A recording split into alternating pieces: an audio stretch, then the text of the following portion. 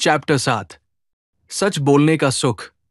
विनय और अनिल एक ही कक्षा में पढ़ते थे। दोनों में गहरी दोस्ती थी। वे पढ़ाई में एक दूसरे की भरपूर मदद करते थे। विद्यालय में वे हर समय एक दूसरे के साथ ही दिखाई देते थे।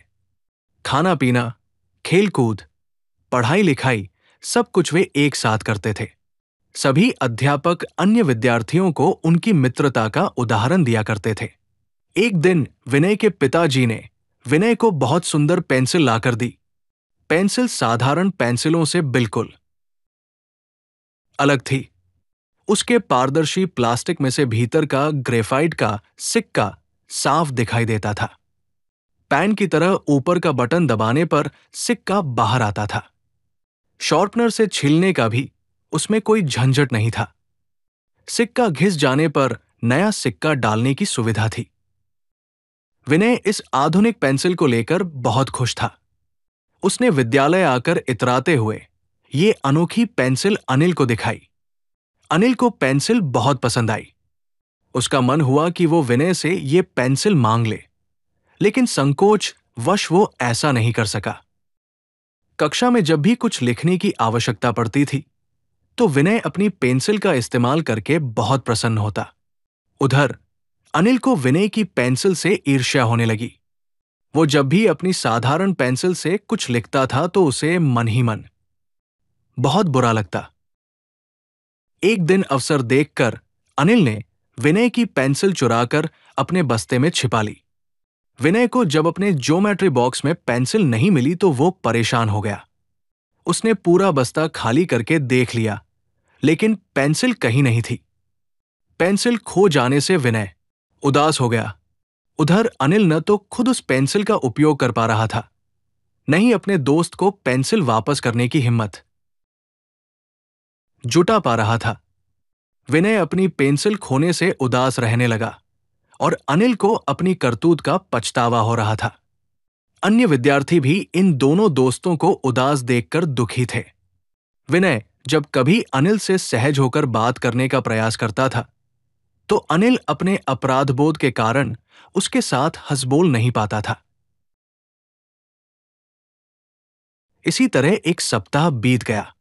घर पर भी अनिल की उदासी बढ़ती जा रही थी। एक दिन जब अनिल अपना बस्ता साफ कर रहा था तो उसके हाथ में वो पेंसिल आ गई, जो उसने विनय के ज्योमेट्री बॉक्स में से चुराई थी। पेंसिल हाथ में लेते ही अनिल जोर जोर से रोने लगा। अनिल को रोता देखकर उसकी मम्मी ने उससे उसके रोने का कारण पूछा। अनिल ने सुबकते हुए अपनी मम्मी को सारी बात बता दी। मम्मी ने अनिल को समझाया कि चोरी करना बहुत बुरी बात है और दोस्त को धोखा देना तो उससे भी बुरी बात है। मम्मी ने कहा कि तुमने दो गलतियां एक साथ की हैं और अब एक सच बोलकर दोनों गलतियों को एक साथ सुधार सकते हो। अनिल ने झिझकते हुए कहा, मम्मी, मेरा मन कई बार हुआ कि मैं विनय के सामने गलती स्वीकार कर लूं, लेकिन मुझे शर्म आती है। चोरी करते हुए ये शर्म नहीं आई थी। मम्मी के स्वर में थोड़ी कड़ाई थी, लेकिन अनिल को इस बात की संतुष्टि थी कि अपने अपराध को कम से कम किसी को तो बताने की हिम्मत उसने जुटा ही ली थी। मम्मी से अपने मन की बात कहकर अनिल को हल्का महसूस हो रहा था। उसने तुरंत फोन मिलाकर विनय को अपनी गलती के बारे में बता दिया। विनय ने फोन पर सारी बात धैर्यपूर्वक सुनी और प्यार से कहा, अनिल, तुम मेरे दोस्त हो। तुमसे गलती हुई और तुमने गलती मान भी ली। अब मुझे तुमसे कोई शिकायत नहीं है और तुमने सच बोलने की हिम्मत जुटाई, इसलिए वो पेंसिल मेरी ओर से तुम्हारा पुरस्कार है।